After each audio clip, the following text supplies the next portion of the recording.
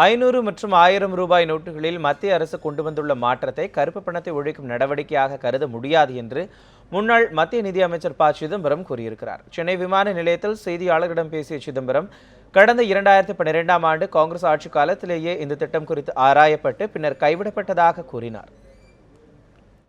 இது எப்படி கருப்பு பணத்தை முடக்கிய நடவடிக்கையாக ஏற்றுக்கொள்ள முடியும்? இது எதற்காக இந்த திட்டத்தை அவர்கள் கொண்டு வந்தார்கள் என்று எனக்கு தெரியலை. 2012 மத்திய அரசினுடைய நேர்முக வரி வாரியம் இதை ஆராய்ந்து இந்த முயற்சியால் பயன் கிடையாது, இதில் ஏதோ கொஞ்சம் பயன் கிடைச்சாலும் மக்களுக்கு ஏற்படக்கூடிய துன்பம் மிக மிக அதிகம் என்று ஆராய்ந்து இந்த முயற்சியை தவிர்க்க வேண்டும் என்று அறிக்கை தந்திருக்கிறார்.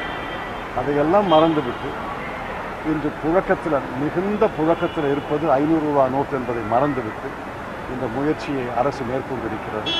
இதனால் மக்களுக்கு துன்பம் தான் ஏற்படும் என்பது என்னுடைய கருத்து.